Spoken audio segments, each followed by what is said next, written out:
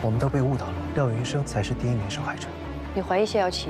我们一直以为谢瑶琪是被害者，没有人可以证明谢瑶琪被绑架。为什么一到李淑婷这儿，凶手就改变了自己的犯罪逻辑？李淑婷，李淑婷，戊酸雌二醇片，女性服用是为了保养卵巢、促进生育。如果男性呢？这人叫什么呀？王启龙。淑婷是不是出了什么事儿了？你先回答我们的问题。我什么都不知道。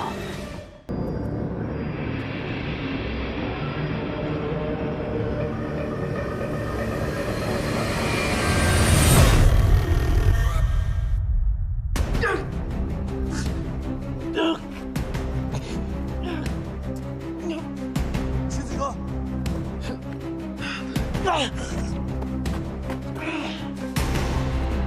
没事吧？李法医，你没事吧？没看清他的脸。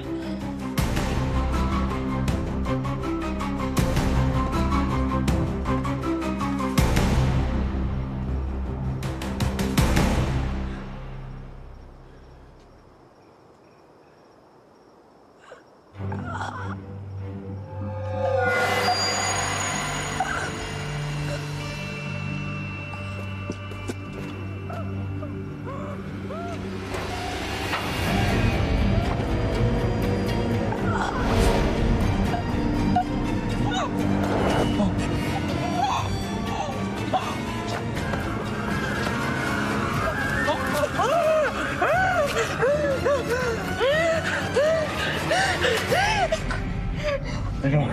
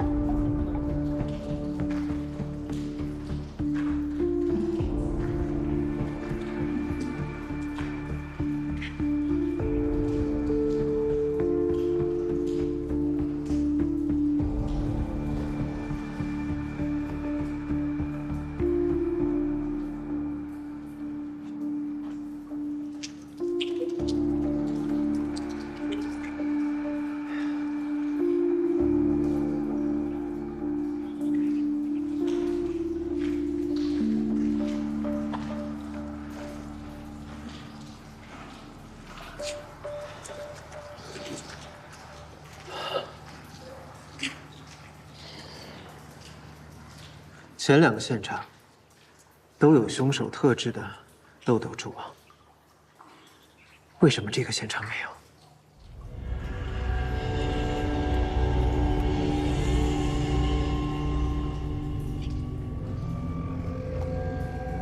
凶手在山洞里杀了叶莹莹，接着又把谢瑶琪绑到山洞里，因为他认定那里是他的巢穴。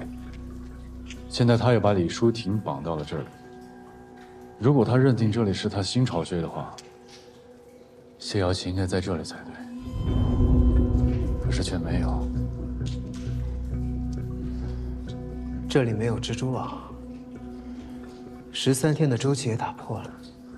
凶手为什么要改变自己的行为模式？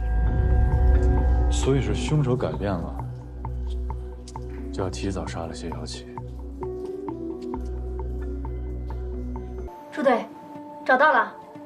他下了高架之后去了附近，然后就消失了，应该就在附近的小区。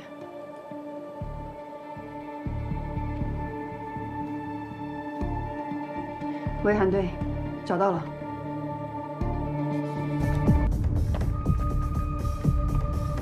韩队，刚才辖区派出所联系上居委会，说有几家租户符合嫌疑人的情况。还有，刚刚我们在整理蔬菜大棚物证时，发现了一张自来水缴费单，上面房号是604。604。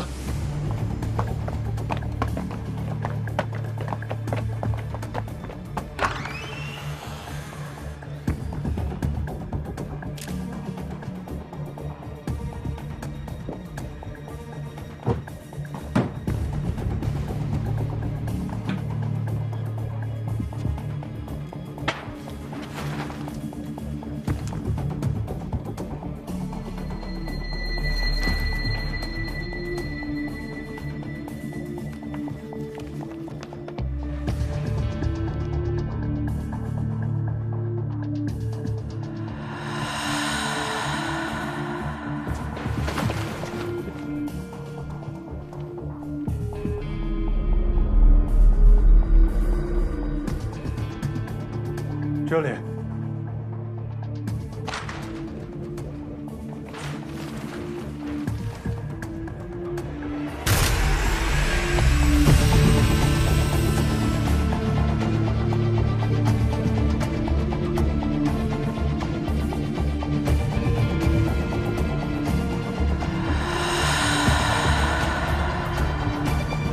是廖医生。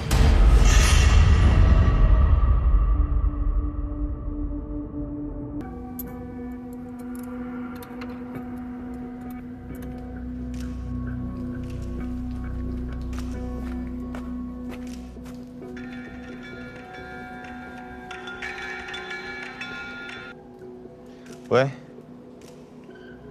头发，行，我知道了。这样，你们先送去做那个 DNA 检测。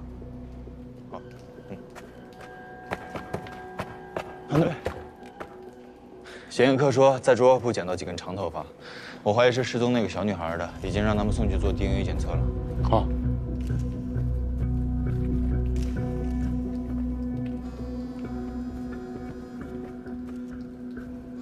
喂，有什么新线索啊？喂，韩队，老万刚才去走访了山洞附近的村民，说是当年有一个没有登记的野剧组曾经在那拍过戏。这些蛛网还有蚕蛹以及那些人物都是没有带走的道具。我们已经核实过了，确实有这么回事。剧组的美术已经把图片发过来了。照片。好。齐法医，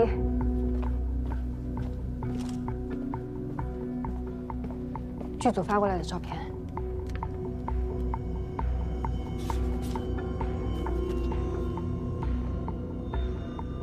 很棒，剧组本来用的是普通的蜘蛛网，但是凶手却改成了漏斗蛛独特的漏斗状蜘蛛网。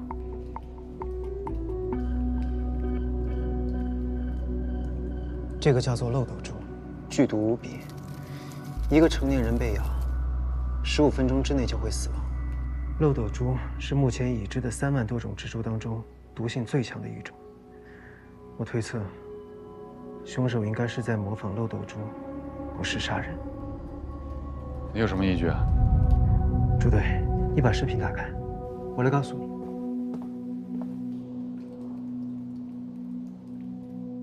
你看这里。这2个针孔是平行的，针孔附近的皮肤组织都已经受到了损坏，这应该是被注射了生物神经毒素之后留下的痕迹。还有这里，这2个窗口，从口径来分析，应该是用 PVC 管一类的管状物体刺入体内所造成的。死者的内脏有被强盐酸溶解过的迹象，应该就是通过这2个创口注入到死者体内的。这种手法就是在模仿蜘蛛用口气扎入猎物体内，分泌消化酶，消化猎物内脏的进食方式。只不过凶手用强盐酸代替了消化酶。所以是因为凶手模仿蜘蛛捕食猎物，才会用保鲜膜裹的尸体。用保鲜膜和酒精包裹尸体，可以隔绝空气，起到防腐的作用。虽然凶手是在模仿蜘蛛杀人，但是真正的死因并不是这些，而是在这里。你看到耳朵后面的针孔了吗？我在医科大学上解剖课的时候，学校为了让实验用的兔子死得没有那么痛苦，往往都会在它们的耳朵后面打空气针，造成静脉空栓。而这种手法对人也同样适用。凶手为什么这么做？人都已经杀了，为什么多此一举？蜘蛛毒和强盐酸还不够吗？从血液凝固的情况来看，凶手应该是先注入了神经毒素，但是死者并未死亡，所以他才又打了空气针。懂这种事的，应该有医学背景吧？目前一切都还只是推测，具体的还是要等毒理鉴定结果出来之后，才可以判断究竟是不是漏斗蛛的毒素。现在那个女孩还在凶手手里，我们必须得找到她。安顿，这有线索。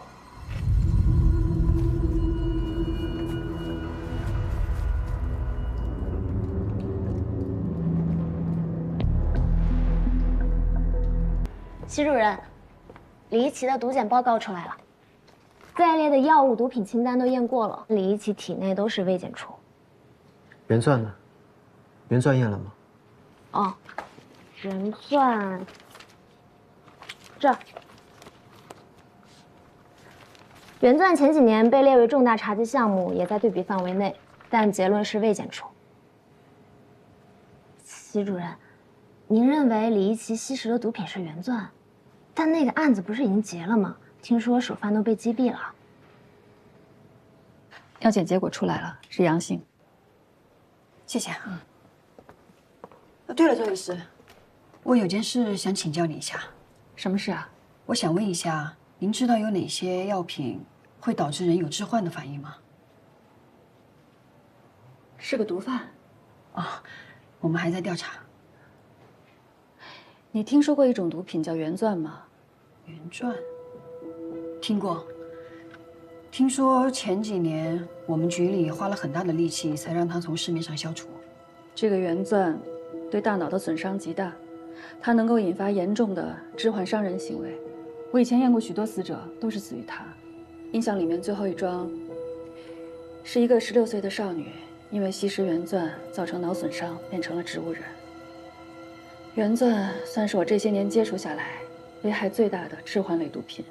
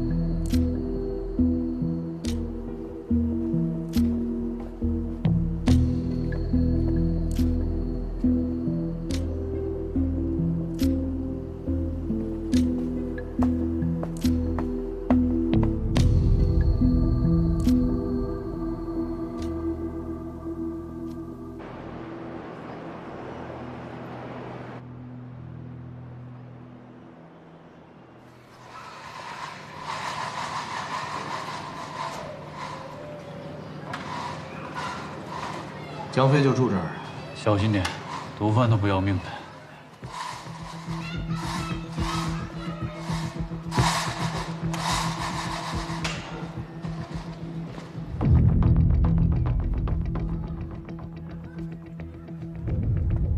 江飞这个家伙狡兔3窟的，他具体在哪个窟，得你们自己一个一个去找。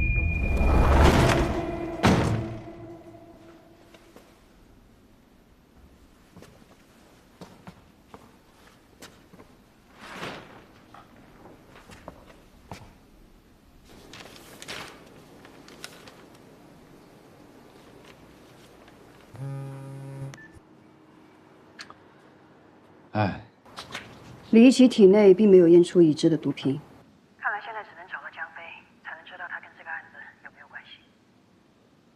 江飞已经找到了。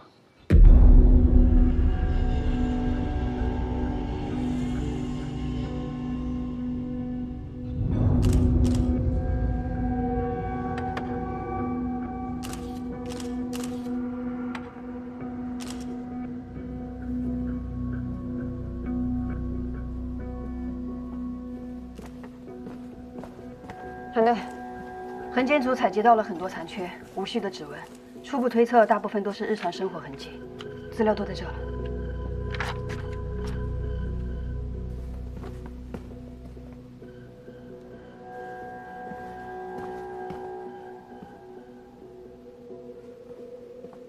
主任，浴室在这边。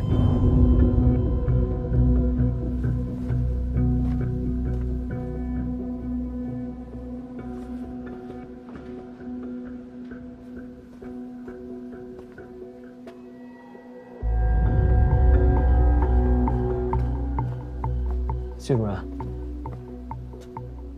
情况怎么样？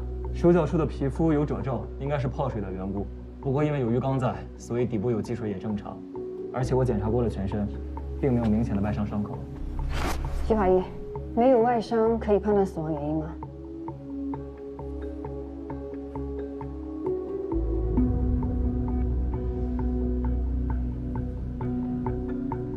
我的初步判断是严重醉酒，加上上6轮样反应，引发呼吸抑制、惊厥、心功能失常，并且可能伴有休克，引发急性心力衰竭而死。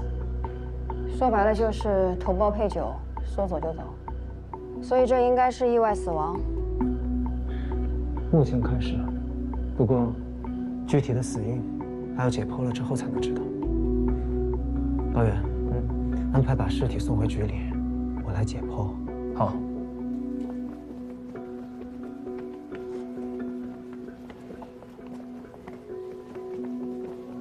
徐思哲，你特意调过来，到底什么目的？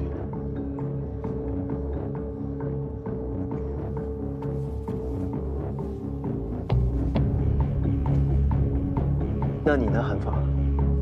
你做了这么多年禁毒警，突然跑来做刑侦，你又有什么目的？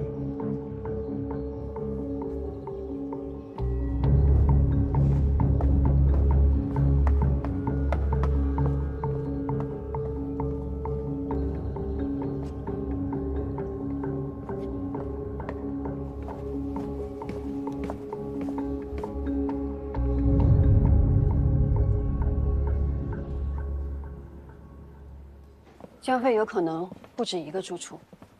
老万，不然你再去昆都问一下，有没有其他人见过他。行，那我换件衣服就去。小西，江飞这几天的行踪都要查，尤其是这2天，有消息通知我。好。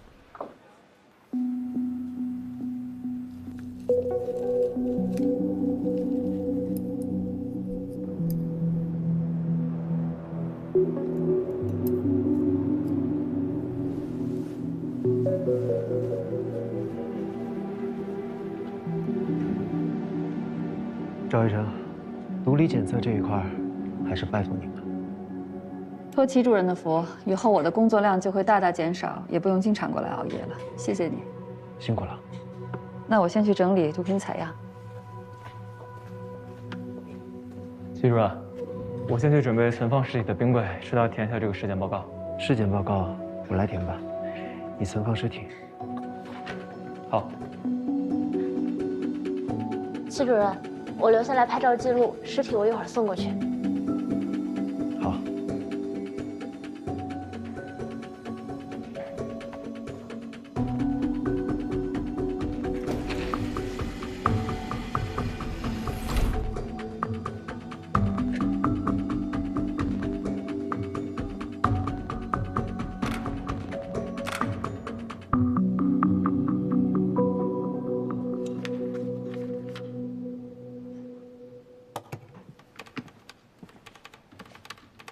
韩队，你查江飞是因为李一奇，还是因为他是毒贩？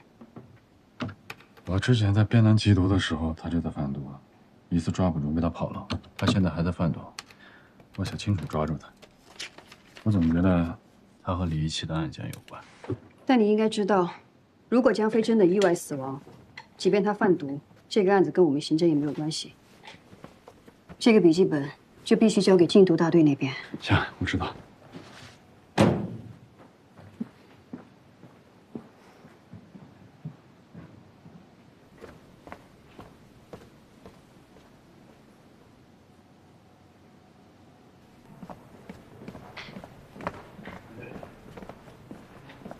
江飞的事情结束了。啊，韩队，江飞的尸体怎么样？有什么发现？没什么发现。那韩队，我下班了，我就先走了。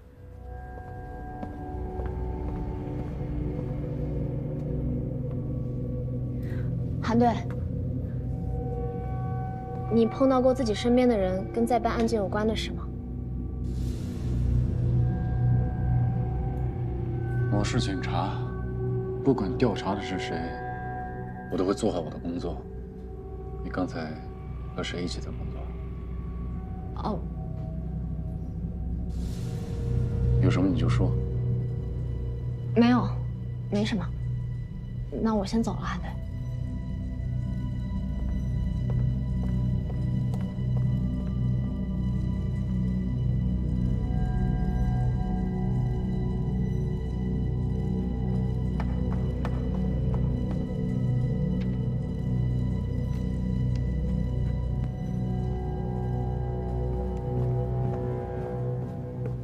尸检报告不是一直高远在做吗？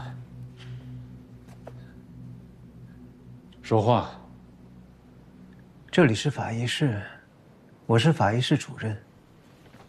尸检报告由我来写有问题吗？齐思哲，你瞒得过别人，瞒不过我。你调过来的动机到底是什么？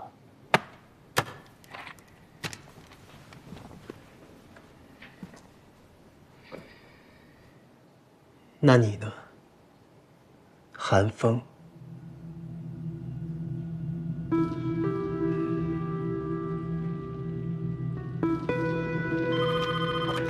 喂，朱队，监控视频有发现，您快过来看一眼。好，我马上过去。韩队，监控视频有发现，我们过去看一眼。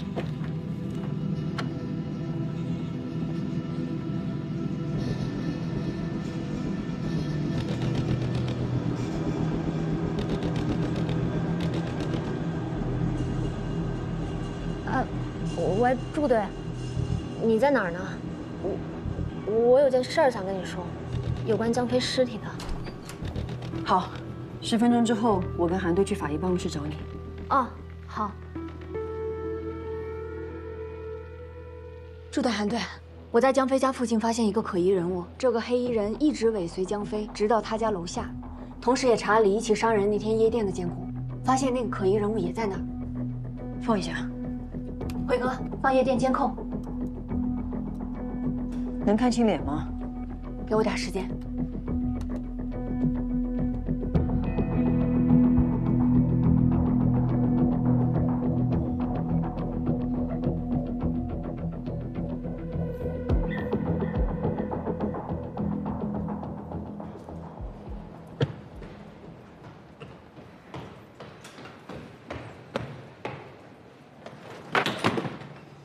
不好意思啊，实在不好意思啊，齐主任，不好意思，我没看到您那个，我还有点事儿，我先去忙了。没事。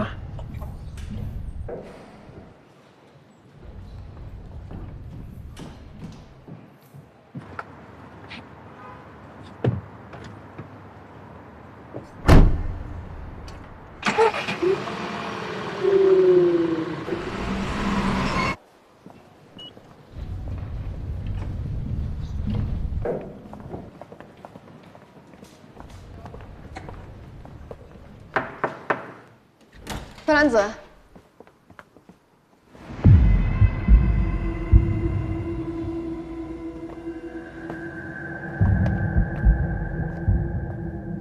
秋兰子，秋兰子，兰子，兰子，死了。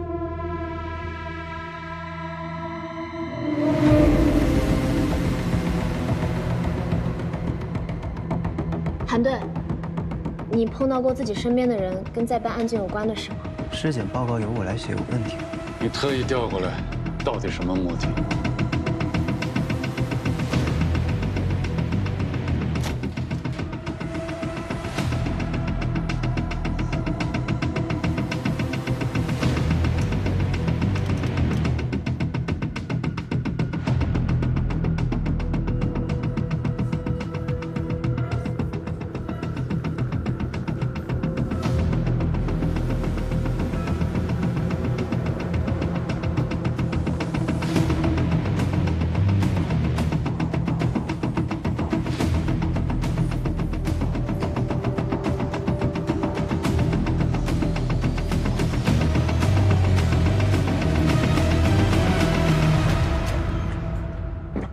走。韩风，你想怎么样？你涉嫌谋杀秋兰子，跟我回去。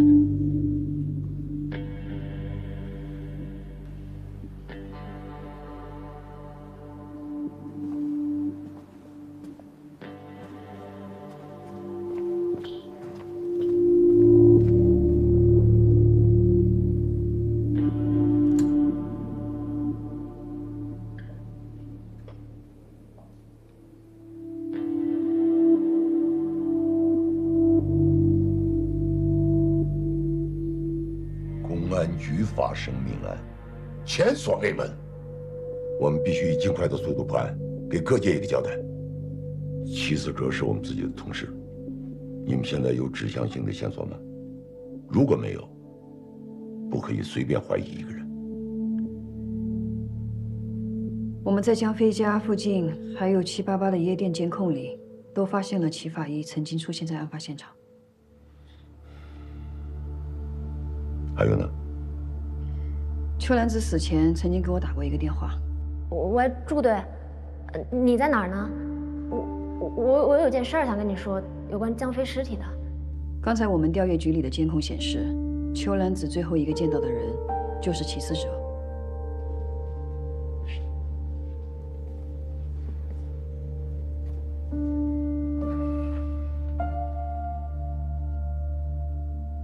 阿梦，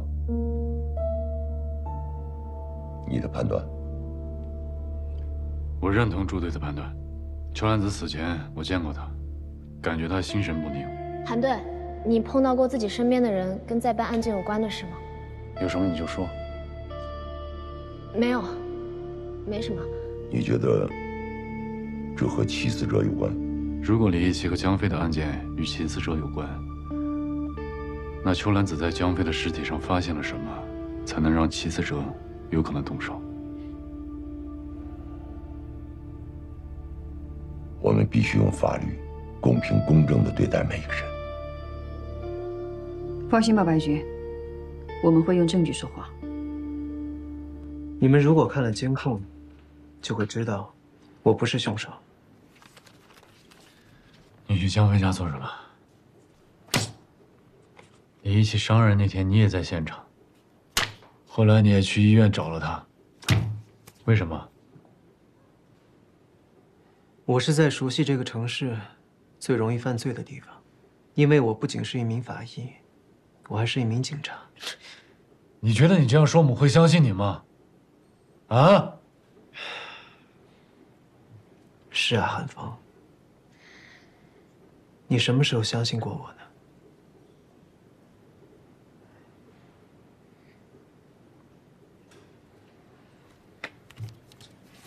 李一奇、江飞还有秋兰子，在他们死前你都出现过，怎么解释？说是巧合，你觉得可信吗？告诉我兰子的死因，我就解释。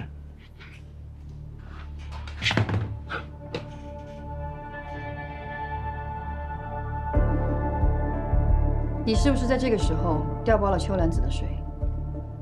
高原现在初步判定，邱兰子是死于急性氰化钾中毒，这个水瓶上有你的指纹，你解释吧。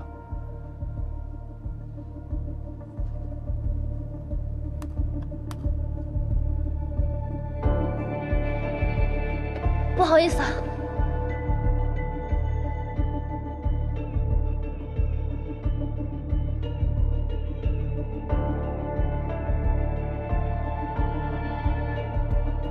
从兰子捡起这瓶水，到我们发现她身亡，中间只有不到3分钟。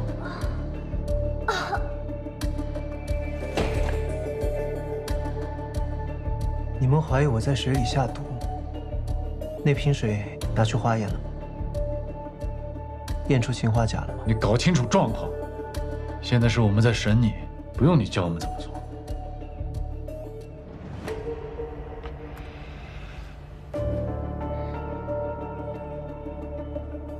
那在尸检报告和化验结果出来之前，我想我们没什么可说的了。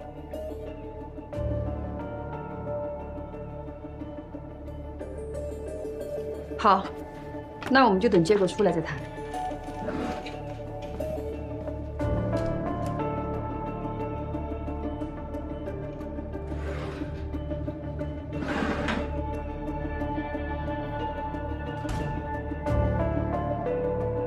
邱阿姨，请节哀。你放心，我们一定会找到凶手的。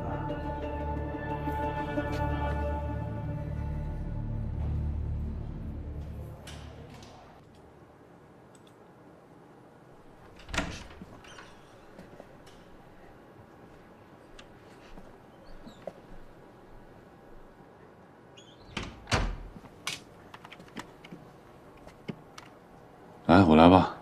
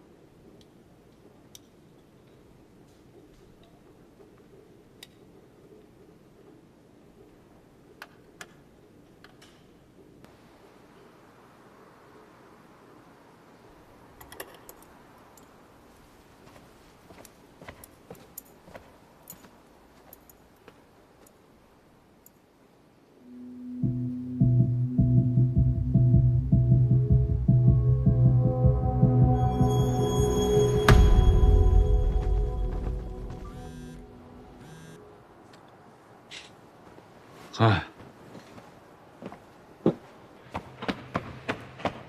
韩队，邱兰子确实死于氰化钾，但是那瓶水里没有验出氰化钾，戚主任私人物品里也没有验出氰化钾。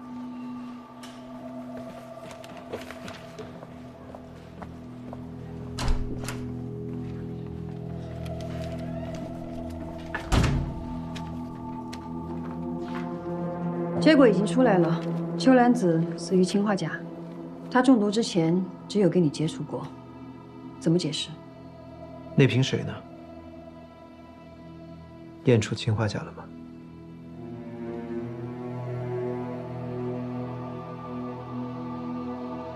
你们在水瓶上验出了我的指纹，怀疑我在水里面混入了氰化钾，然后将水瓶调包，让兰子喝下，中毒身亡。但是你们并没有在水里、我的私人物品，甚至是兰子的周围找到任何氰化钾的痕迹，所以没有证据可以支撑你们的推论。但你作为法医，下毒的机会跟办法应该不少。氰化钾是剧毒，一沾即倒。如果我对兰子下毒，只有2种方式：第一，我在她面前看着她吃下氰化钾，当着我的面中毒身亡。但是我当时不在局里，所以这不成立。第二，我事先将混入氰化钾的食物交给兰子，而她走进办公室的时候刚好吃下，中毒身亡。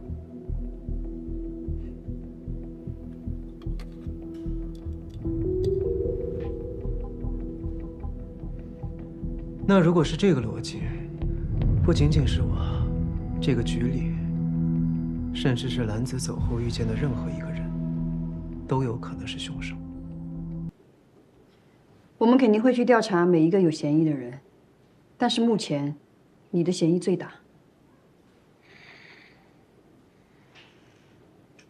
尸检报告当中，兰子的胃里有没有糜烂性出现？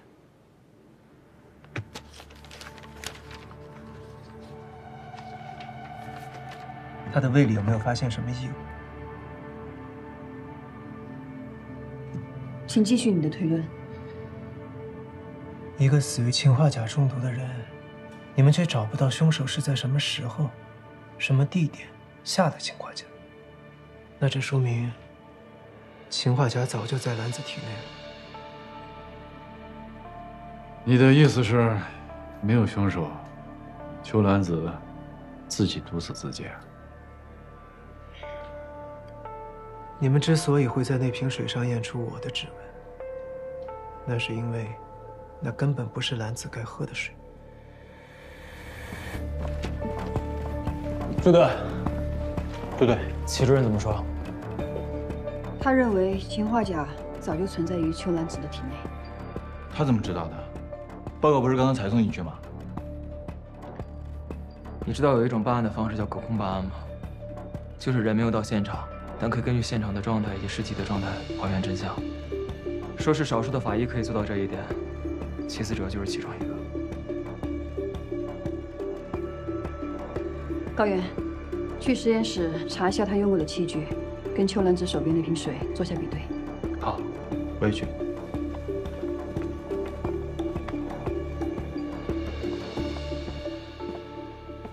你特意调过来，是和以前的事有关吗？你跟踪江飞，又去夜店，还去医院找李一起，你到底要干什么？我已经说过了。你没说实话。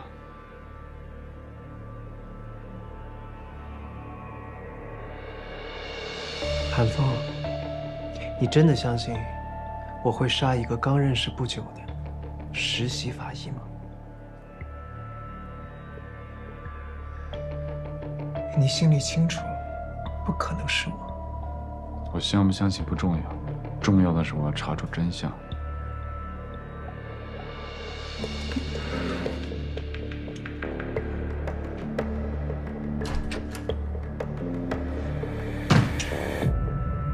反对朱队，结果出来了。报告上显示，两个人喝的水里都检测出了对方的唾液，所以邱兰子误拿了他的水。对，兰子死前喝的那瓶水应该就是齐主任的苏打水，而齐主任的包里只是普通的矿泉水。好，先走了。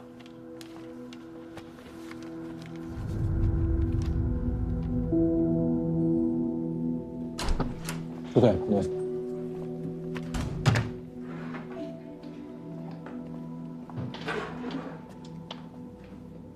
你们现在应该已经知道，那瓶水上为什么会有我的指纹。我想知道你为什么说氰化钾早就存在于邱兰子的体内。兰子平时应该有用药的习惯。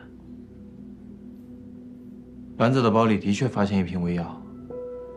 什么药？奥美拉唑。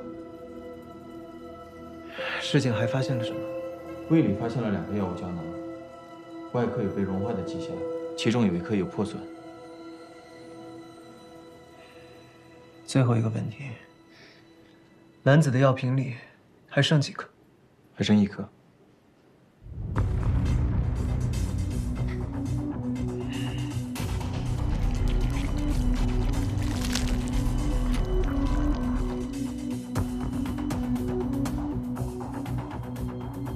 我知道凶手是怎么杀死兰子的。兰子服用的胃药奥美拉唑是一种肠溶胶囊，它因为会损伤胃部，所以不会在酸性环境下溶解，而是会通过胃部进入碱性环境的肠道内吸收。但是，它却在兰子的胃里发现有残留。为什么？邱兰子误拿了你的水，喝的是苏打水。加速了胶囊的溶解。肠溶胶囊的外衣是缓释的，应该在4到12个小时起作用。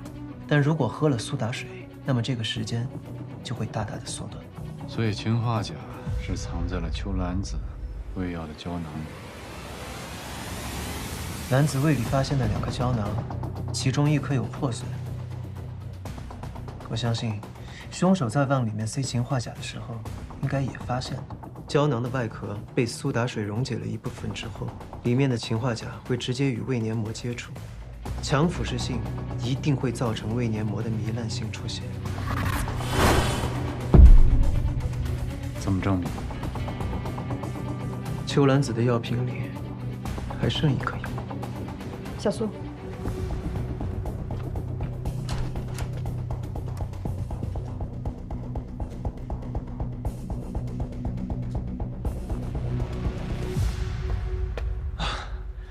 不好意思啊，赵医生，本来跟合成的合作都要结束了，听说您要出国了，还要麻烦你回来帮忙。没事儿，你们有需求我肯定会来的。出什么事儿了？要我检测什么啊？戚主任之前推论，死者可能服下了含有氰化钾的奥美拉唑胶囊，但因为误喝了苏打水，使原本应该在肠道里溶解的胶囊提前在胃里溶解。胶囊的外壳已经在死者的胃里找到。所以这次麻烦你过来，是需要帮忙检测一下死者药瓶里仅剩的1粒药丸。我来做。麻烦了。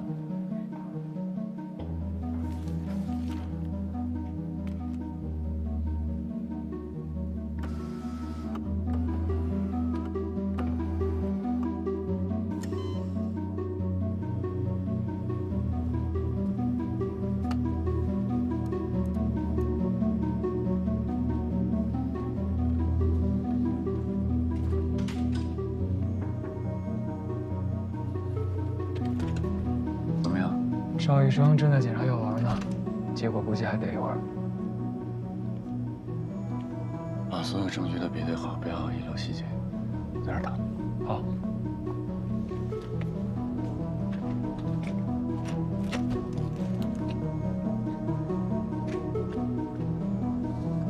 奥美拉唑的服用方式是1天3颗，早1颗，晚2颗。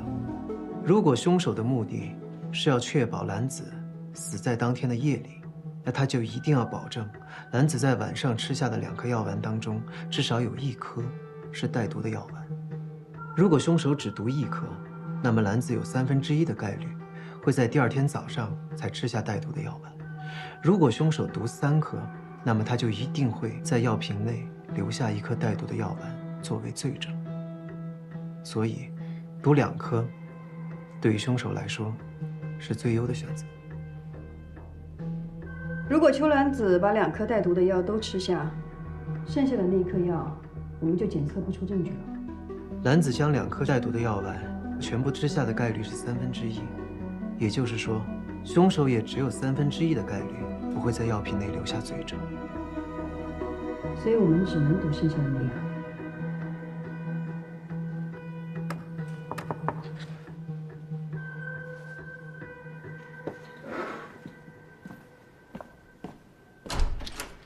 结果出来了，药瓶里的胶囊确实含有氰化钾，跟戚主任之前的推论是一样的。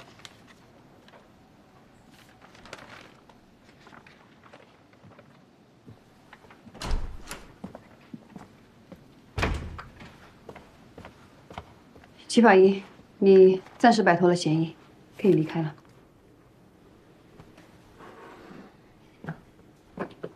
朱队，我想参与办案，找出杀害兰子的凶手。而且，江飞的尸检报告也有问题。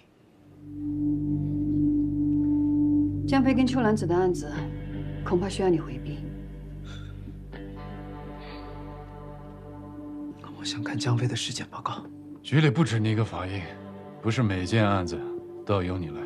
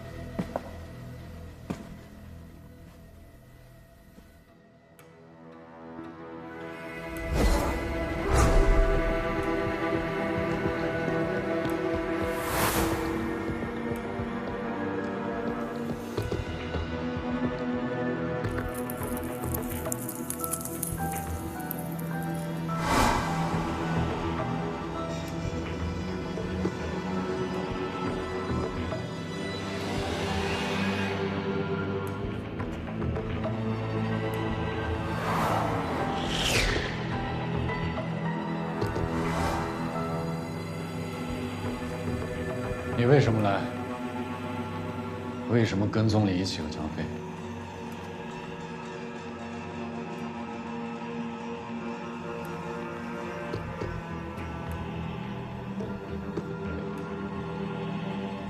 你知道为什么？因为跟小飞的死有关。原钻。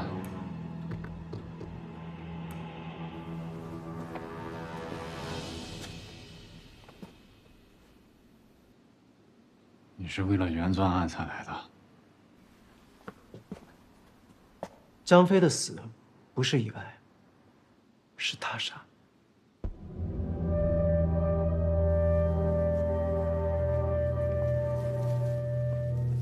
江飞的尸体是在中午11点半左右被发现，尸温与室温相同，22度。胸口处有点状、方块状的痕迹，呈鲜红色。尸体侧面的尸斑呈片状，暗红色。有什么问题吗？鲜红色尸斑跟推断的死亡时间有冲突，室温下降速度属于异常，这存在2种可能：第一，凶手有意要混淆死亡时间；二，凶手的行凶手法会影响尸体的温度。我认为2的几率大于1，因此，我猜测江飞很有可能冻死，在江飞自己家吗？可是他家并没有这样的环境啊。有一个地方可以。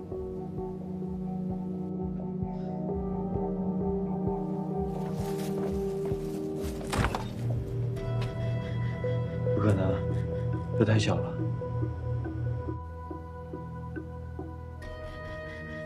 凶手如果是将江飞塞进冰箱里，那么江飞的尸体上一定会留下很多伤痕以及痕迹。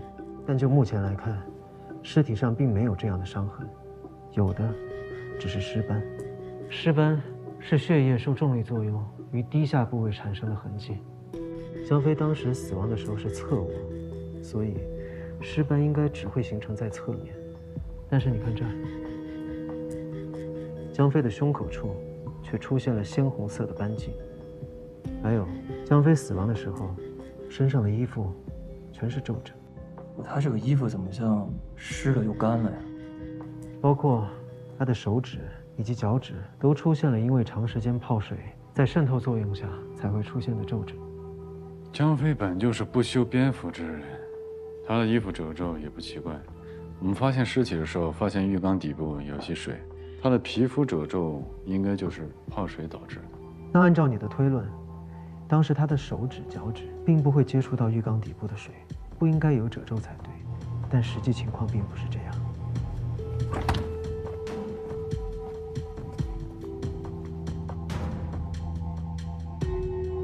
所以江飞不是冻死在冰柜里，而是在浴缸里被冻死的。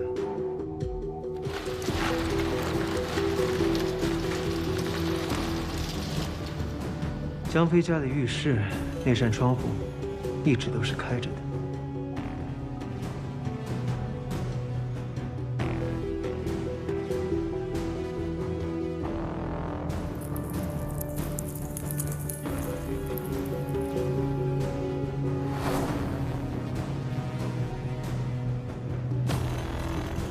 尸体被发现的时候，冰块虽然已经融化了，但是尸体上却留下了冻伤的痕迹。他胸口这片鲜红色的斑迹，就是最好的证明。这也是因为在低温情况下各脏器衰竭而造成。从现场的痕迹来看，所有情况符合齐法医说的。知道了。所以韩芳，你现在愿意相信江飞的死不是意外，是他杀了吗？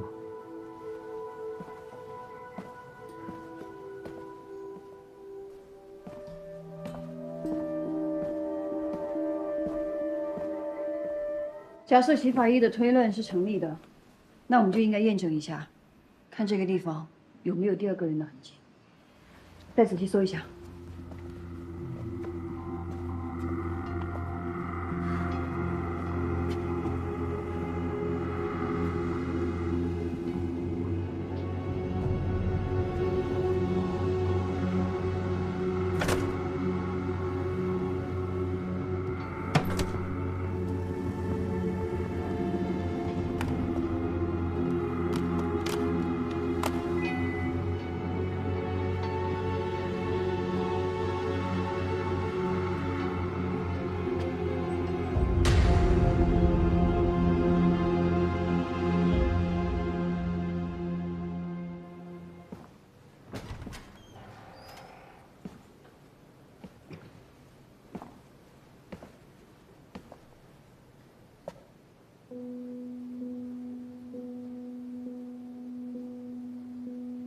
我想跟您多学着点，早日成为跟您一样的好法医。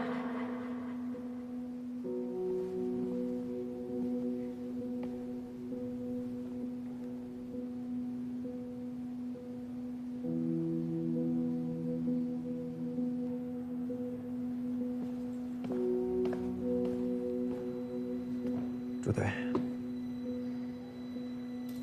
江飞的案子有没有什么新的进展？你都摆脱了嫌疑，为什么还要查江飞？我知道你很关心江飞的案子，还有李一奇的案子。我也知道你有能力带我们接近真相，但是至今为止，你也没有向我们解释清楚，在这2个案子当中，你出现的巧合，包括这一次。你为什么会独自去查江飞？我希望你回答我的问题，并且在我信任你之前，我不会回答你任何与本案相关的问题。朱队，我是一名法医，当死亡发生的时候，只有法医可以替死者说出他们死前究竟经历了什么，而且。我相信，不管是谁，即便是像江飞这样的毒贩，他们也有权利得到一个真相。我在江飞的案子看到了他杀的可能性，所以，我一定要查出真相。但是他又是一个固执的人，韩风也一样，所以我希望你把他俩能够凝聚在一起，好好办案。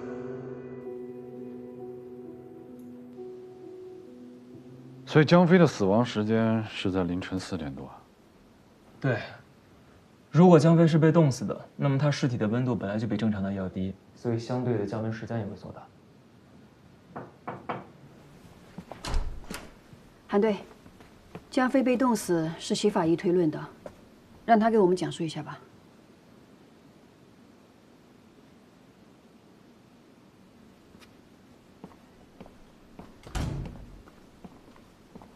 现在只知道江飞是被凶手冻死的，但是没有任何线索可以找到凶手。凶手在江飞醉酒的情况下，让他吃下头孢，造成双硫仑样反应，并且在他昏迷的时候，以冰激动身体，导致全身各脏器，尤其是心脏衰竭而死，说明凶手对人体机能有一定的了解。高法医，第一次解剖化验之后，胃里的食物残渣具体有些什么？胃残渣里有9个红肠，没有头孢。但是江飞家桌子上的头孢已经是打开的，且药理检测验出了有成分。红肠没有被消化，这说明死者生前最后吃下的食物就是红肠。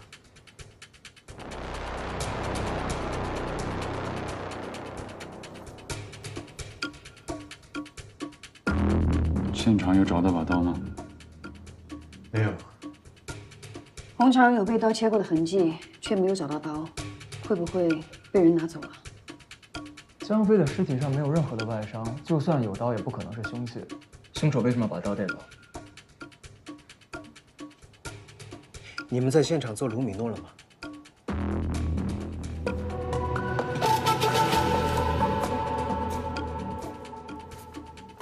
江飞身上没有外伤，凶手却必须从现场把这把刀带走，那就表示那把刀刺伤的不是死者，是凶手。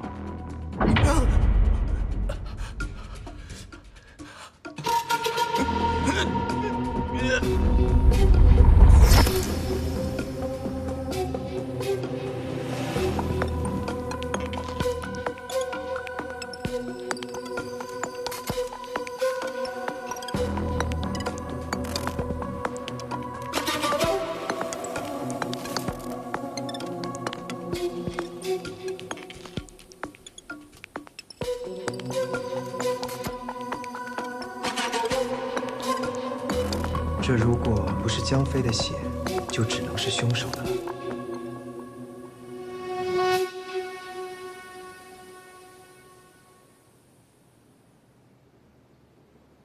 为什么没有让齐法医来做血迹对比？比对结果出来了，资料库里没有符合的记录。谢谢啊。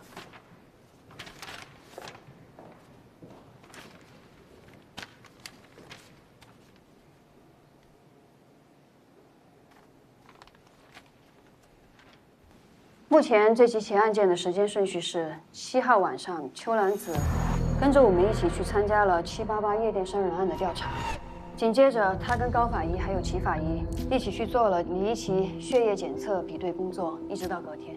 第二天中午，我们发现了江飞的尸体，邱兰子随后到了现场。当晚，他同齐法医还有高法医对江飞的尸体进行了解剖。我们在邱兰子的胃部发现了胃药的肠溶胶囊残片。按照药物溶解的速度以及时间线来推演，邱兰子服用胃药的时间，应该是在解剖完江飞的尸体之后，到他死亡的这段时间之内。邱兰子第一次离开分局遇到我的时间是晚上9点左右。2个小时后，我接到了邱兰子的电话。邱兰子说，发现了江飞尸体的线索。10分钟之后，我跟韩队赶到法医办公室时，就已经发现了他的尸体。胃药是在他的随身物品中发现的，他平时的东西都放在更衣室的储藏柜里。那边监控有什么新发现吗？更衣室那层没有监控，那边进进出出都是下班的人，而且白局的意思是先不要扩大调查范围，先小范围锁定嫌疑人再说。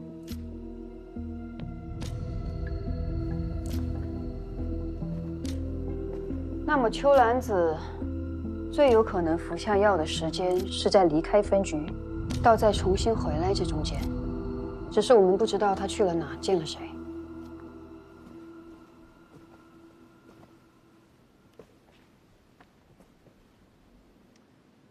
江飞呢？大家不要忘了，邱兰子在临死前说是有江飞死因的信息。江飞是喝醉了回的家，他在哪儿喝的酒，跟什么人喝的酒，查出来了吗？他不用移动支付和刷卡，都是用现金，所以很难查到他的消费记录。这种人是这样的，生怕留下什么线索。老万，你跟我去酒吧查一下江飞在喝酒之前的行动轨迹。小西，你们去查一下邱兰子离开分局以后都见过些什么人，我们分头行动。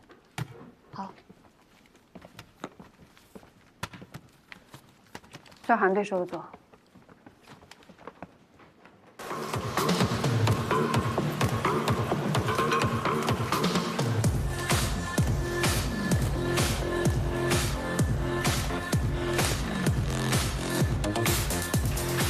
韩哥，就是。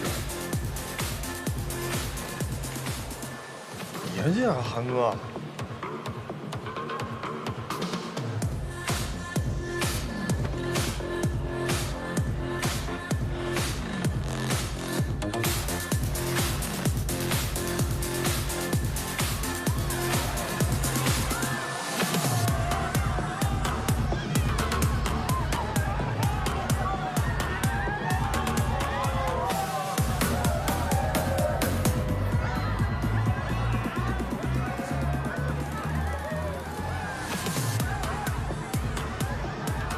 这老板，这都正规经营，正规经营搞得神神秘秘的，进来还需要人带，这你就不懂了吧？这是噱头，只有人带才能进来，才会有更多的人想进来。有头脑。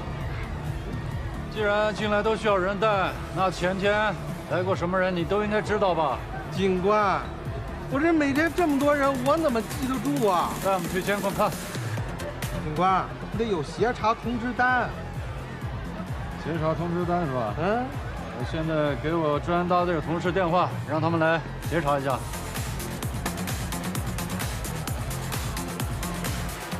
哥，你想看啥我都给你。我们查了江飞的社会关系非常的复杂，他在全国各个城市都生活过，像他这样的贩毒人员会有很多的仇家。如果单纯从杀人动机来看的话，嫌疑人就不会少。这个是我们看了他那个隐形的账本，上面光是吸毒人员就高达40个，这还不包括买仿真枪、血浆和违禁药的。朱队，这是你要的邱兰子的手机。有什么发现？我查了邱兰子的通话记录，他从9点离开分局后，5分钟内接连拨通了4通电话，而且都是打给同一个人。打给谁的？是一个化学工厂实验室，但当时是下班时间，他打的又是总机，所以具体联系谁还查不到。一定要查到这个工厂跟秋兰子到底是什么关系。好，朱队，你们查过秋兰子的手机了吗？小西刚才拿过来了。我看了秋兰子离开分局前后的监控视频，她一直在刷手机。我想起韩队那天跟我说，他在见到秋兰子的时候，秋兰子也在焦虑地刷手机。他手机里面一定有什么线索，只是他当时还没来得及告诉我们。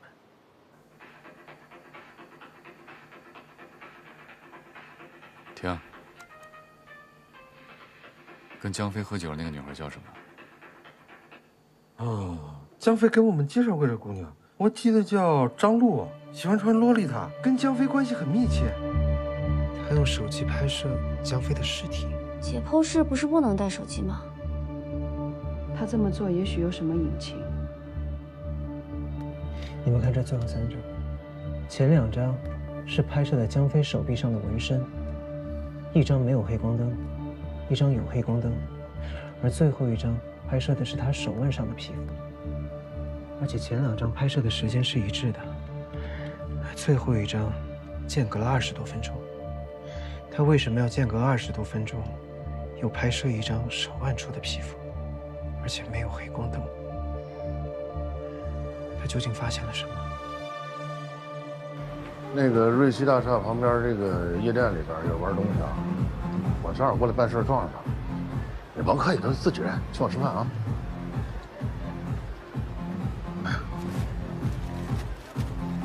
老板，辛苦了。有啥可辛苦的？不是朱队吗？非让我跟你一块出任务，没什么可辛苦的。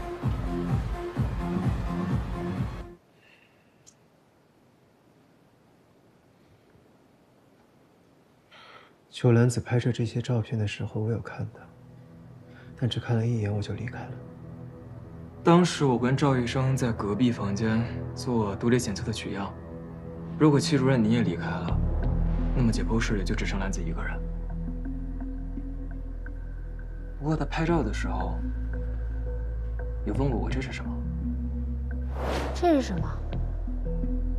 应该是之前受过的伤，或者是吸过纹身留下来的印儿。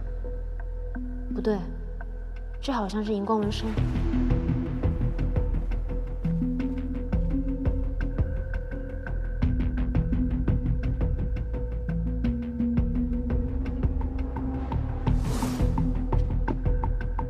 2张拍摄左手小臂的纹身，1张原色，1张黑光灯。如果按照前2张的拍摄逻辑，那么应该还有1张黑光灯的照片。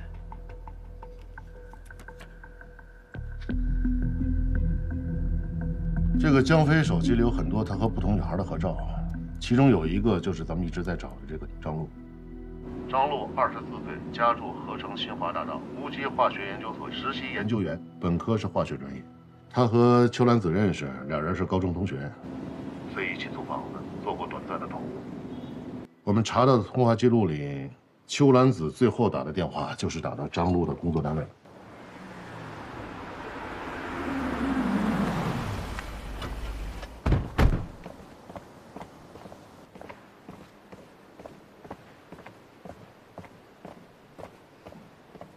你说看到张璐和裘兰子那天吵架是吧？是的，我确实看到他们有争吵，不过具体吵什么我也没有听清。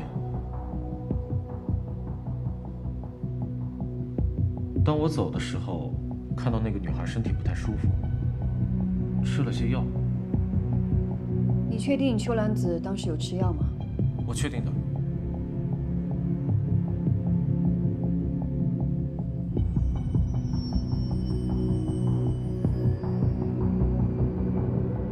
张路人呢？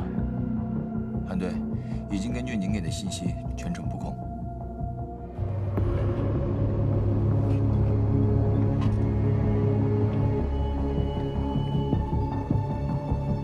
你好，身份证、驾驶证出示一下，后备箱打开一下。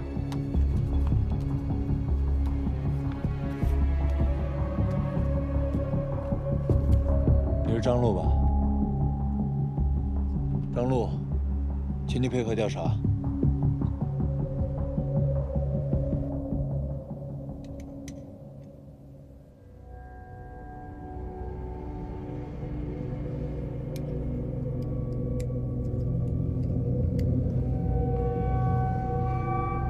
张璐，24岁，合成无机化学研究所研究员。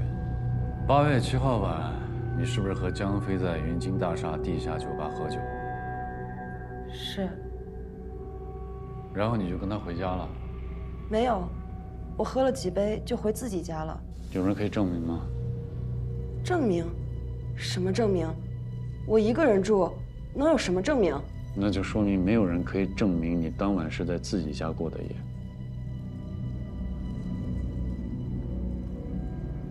你最后一次见江飞，他是个什么状态？那天他好像感冒了。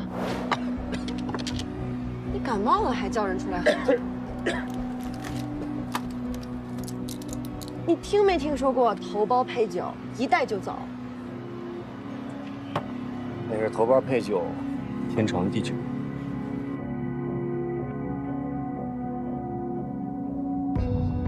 尸体的伤怎么来的？做实验割伤的。邱兰子去实验室找你说了什么？他跟你们说什么了？他不在这实习吗？你把他叫来，我跟他对质啊。邱兰子已经死了。是不是你杀的？死了？他怎么可能？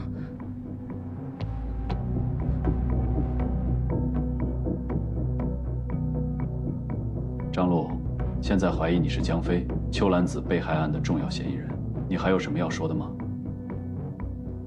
如果张璐的血迹跟我们在江飞家采样的血迹吻合，那他就最有可能是杀害江飞的凶手。我没有杀人，我没有，我真的没有。你就老老实实回答问题。老子跟你说什么了？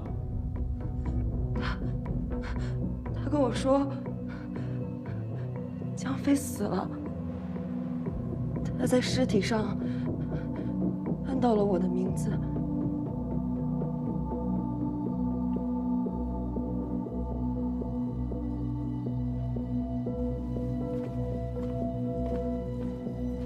怎么样？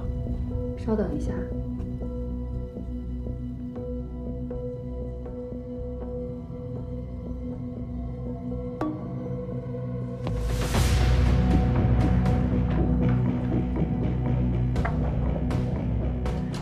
支队，比对结果出来了。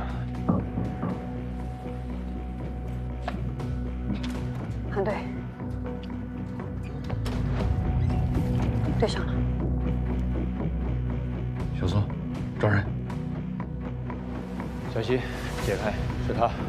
我不是，我没有杀人，真的不是我，真的不是我，真的不是我！我说了，我没有杀人，真的不是我，真的不是我！我求求你们了，不要抓我，真的不是我！我说过了，装错人了，真的不是我，真的不是我，真的不是我！你们装错人了，真的不是我，真的不是我！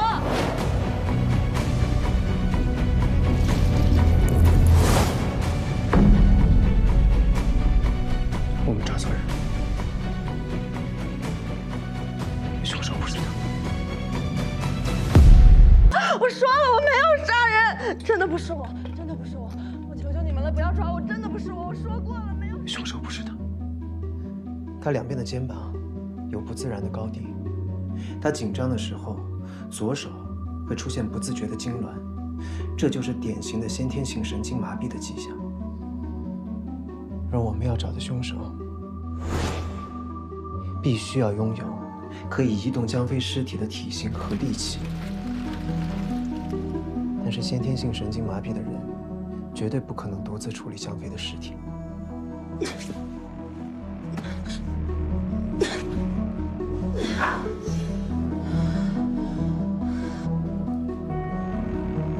我去问问。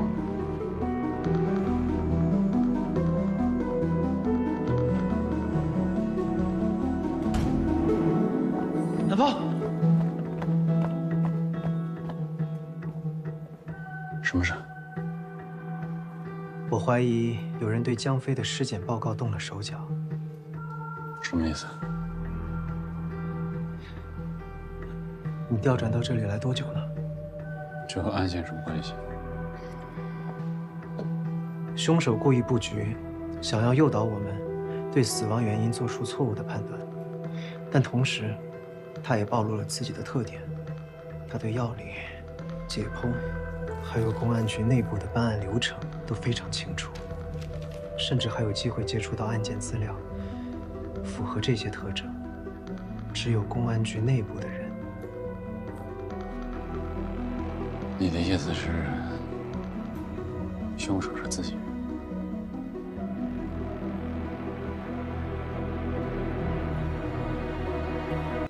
从这个角度可以看到，江飞跟张璐就坐在这儿。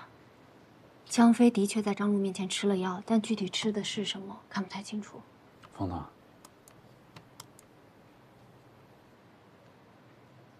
张璐手上那盒头孢就是实验室那盒，那他没有撒谎。江飞的体内也验出了双硫仑样的反应。如果这盒药没有问题的话，凶手一定是在某个时刻让他吃了另外一盒头孢。再放一遍。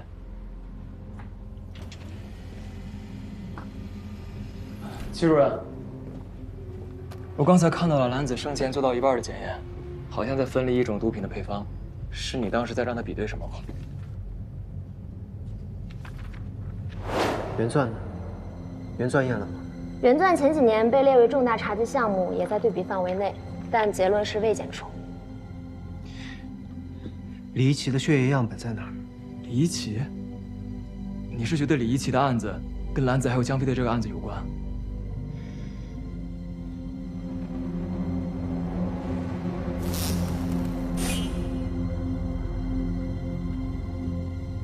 停，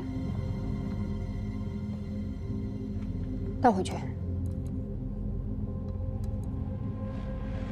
再放一遍。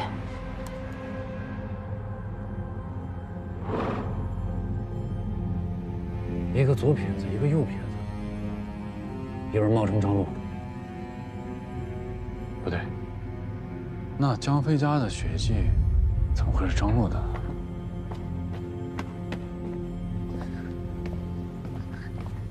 齐法医，韩芳，高原呢？高原呢？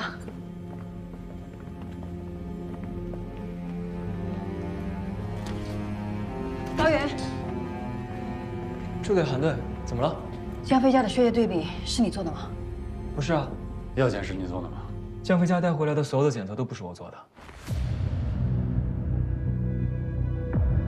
是江飞家的血检报告有问题吗？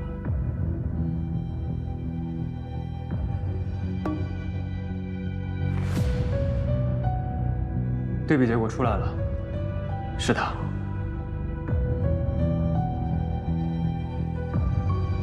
赵医生人在哪儿？现在？